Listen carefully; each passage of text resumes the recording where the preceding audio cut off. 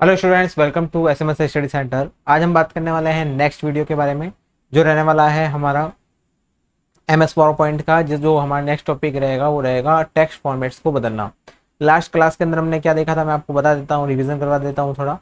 हमने last class के अंदर देखा था कि एक टेक्स्ट बॉक्स में टेक्स्ट को कैसे जोड़ा जाता है, उसके अंदर कैसे टेक्स्ट को एडिट किया जाता है, वो हमने लास्ट क्लास तक देखा था।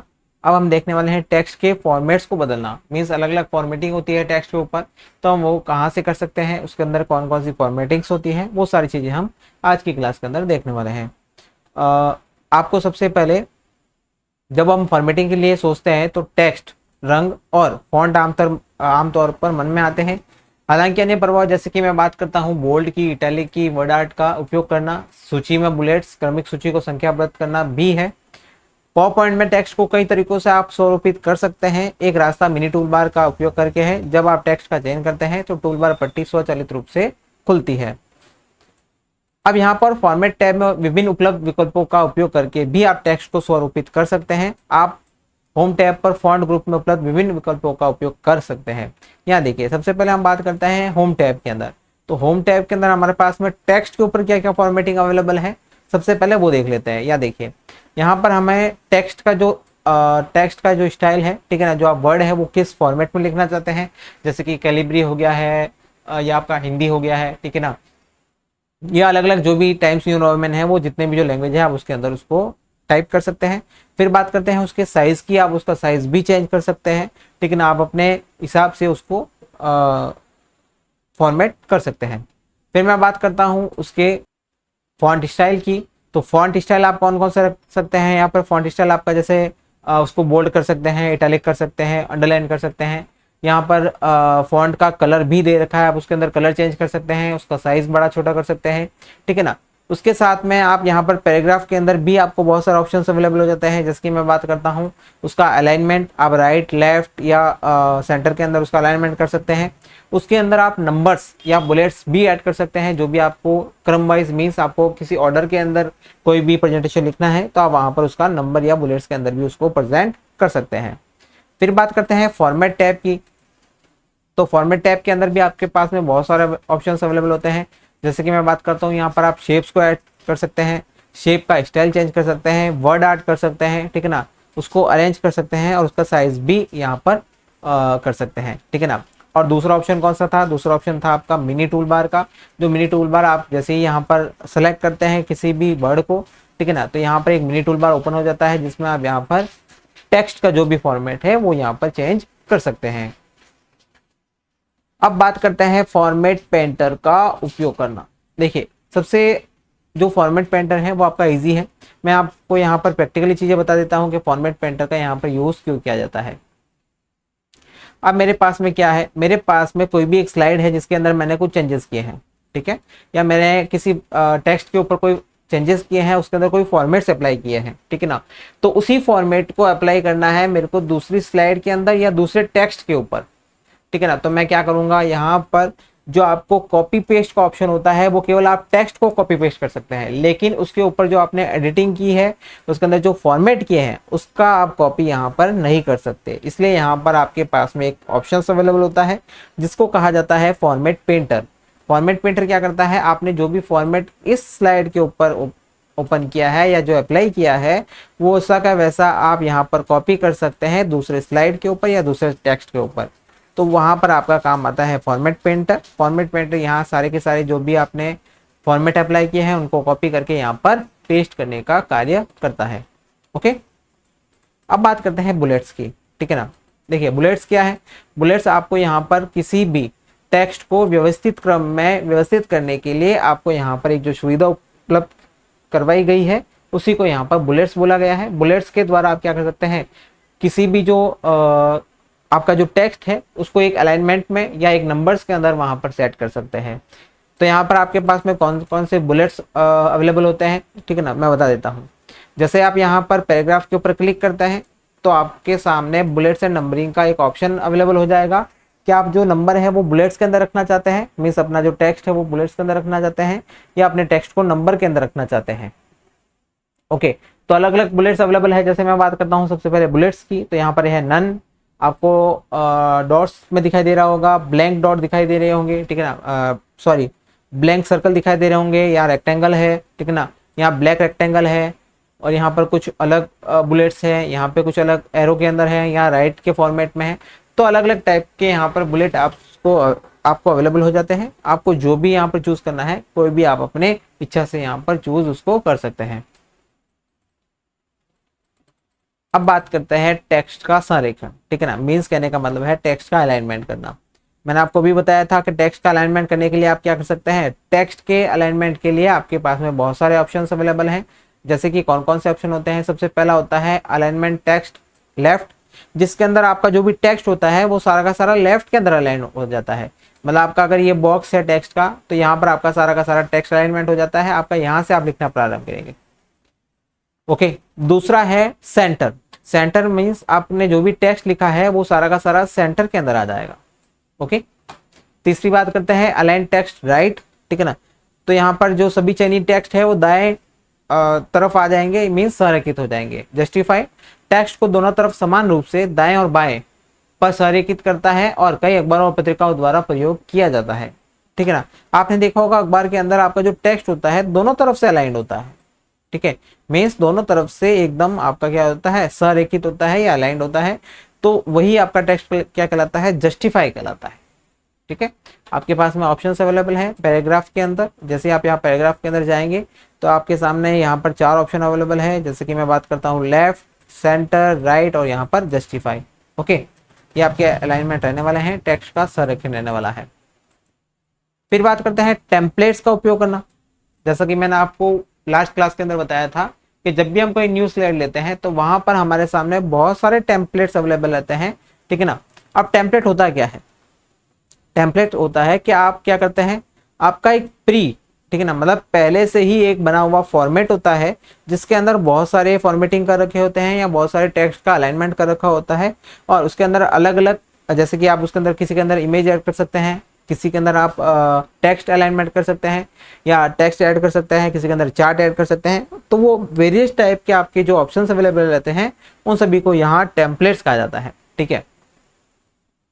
अब यहाँ पर जो टेम्पलेट्स है उसको कैसे यूज कर सकते हैं। अपने मौजूदा प्रस्तुति को खोलें, शीर्ष पर डिजाइन टैब का प्रयोग करें, इफेक्ट के बाईं ओर ड्रॉप डाउन तीर को क्लिक करें, यह थीम्स पैलेट खोल देगा। इच्छित टेम्पलेट को चुनें, अप्लाई पर क्लिक करें, अपने कंप्यूटर से टेम्पलेट का चयन करें और उसे ब्राउज फॉर थीम्स का चयन करें और उसे अप्लाई करें। ओके, तो ये आपका रहने वाला है कि जो आप टेम्पलेट है वो कहाँ से यूज कर सकते हैं, ठीक है ना। यहाँ देखिए, यहाँ पिक्टोरियल रिप्रेजेंटेशन मैंने बताया है। डिजाइन के अंदर जाएंगे तो आपके सामने बहुत सारे थीम्स अवेलेबल हैं। अब जैसे यहाँ पर जो तीर का निशान है वहां पर क्लिक करते हैं तो ये आपका पूरा का पूरा प्रेजेंटेशन ओपन हो जाता है जिसके अंदर आपके ऑल थीम्स होते हैं, ठीक है। अलग अलग टाइप के थीम्स आप यहाँ पे दिखाई दे रहे होंगे आपको। जैसे कि आपका जो टेक्स्ट है वो अलग अलाइनमेंट है, उसका कलर अलग है, बैकग्राउंड अलग है, उसके अंदर जो टेक्स्ट का फॉर्मेटिंग है वो अलग है। वो सारी तरीके से यहाँ पे आपको टेम्पलेट्स अवेलेबल होते हैं, ठीक है। नेक्स्ट बात करते हैं चित्र को जोड़ना। मीन्स किसी भी प्रेजेंटेशन के अंदर आपको इमेज को ऐड करना है तो सबसे पहले आप जाते हैं इंसर्ट टैब के ऊपर। इंसर्ट टैब के अंदर यहाँ पर आपको पिक्चर का आइकन शो हो रहा होगा। जैसे आप यहाँ पर क्लिक करते हैं आपके सामने एक पॉपअप मेन्यू ओपन हो जाता है जिसके अंदर आप जो भी पिक्चर है उसको जहाँ से ऐड करना है उसको वहाँ से ऐड कर सकते हैं।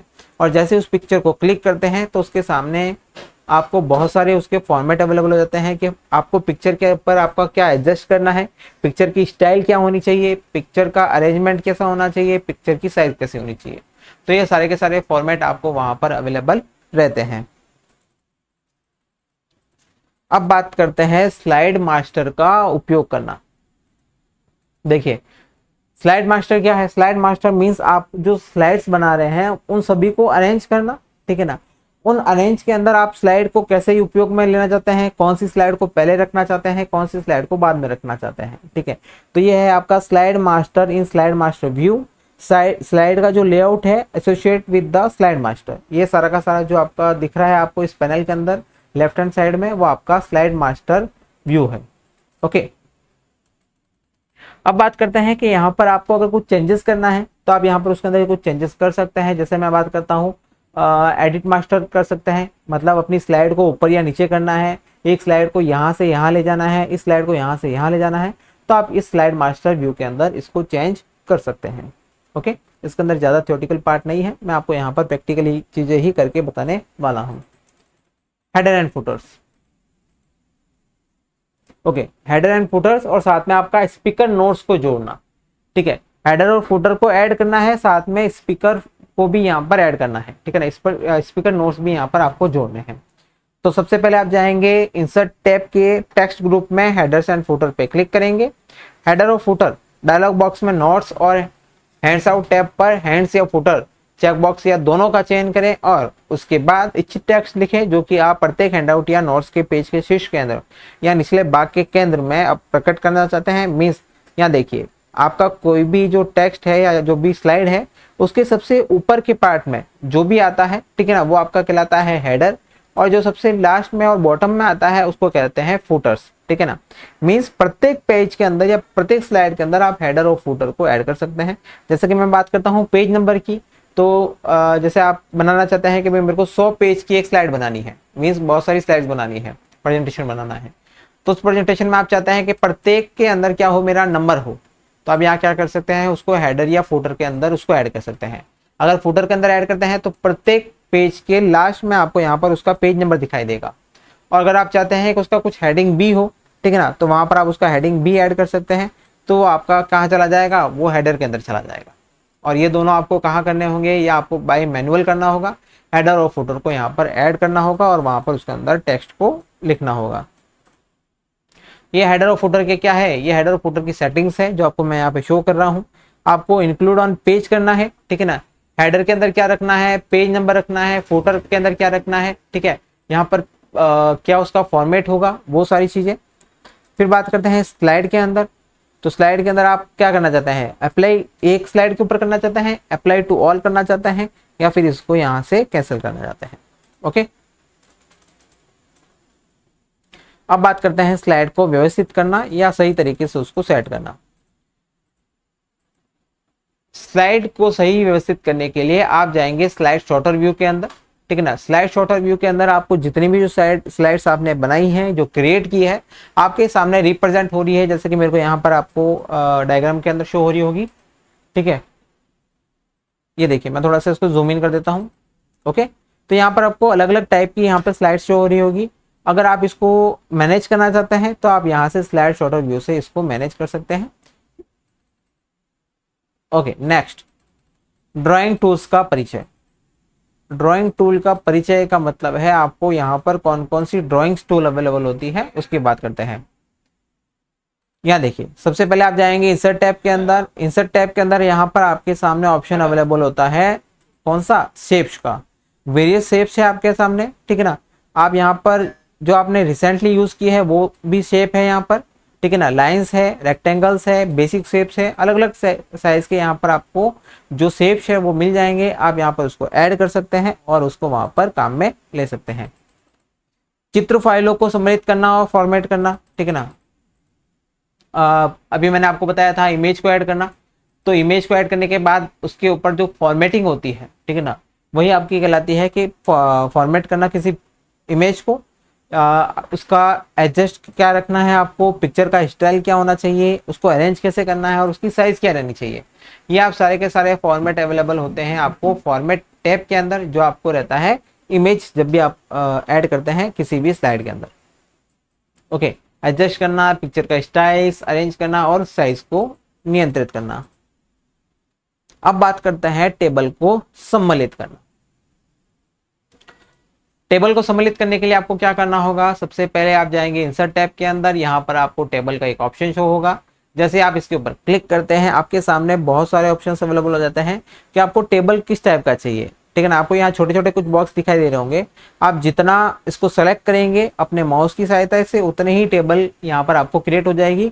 मीन्स आपको कितने रोज और कितने कॉलम ऐड करने हैं, आप उसके हिसाब से यहाँ पर उसको सेलेक्ट कीजिए और उसको ऐड कीजिए। अब मैं यहाँ बात करता हूँ इंसर्ट टेबल की, तो आप यहाँ पर इंसर्ट टेबल बाय मैनुअल भी कर सकते हैं, जिसके अंदर आप टेबल का जो रोज है और जो कॉलम है उसकी संख्या कितनी होनी चाहिए उसको यहाँ पर मैनुअली भी ऐड कर सकते हैं, जैसे कि आपको यहाँ पर ऑप्शन शो हो रहा है insert table, number of columns कितने होने चाहिए, नंबर ऑफ रोज यहाँ पर कितना होना चाहिए।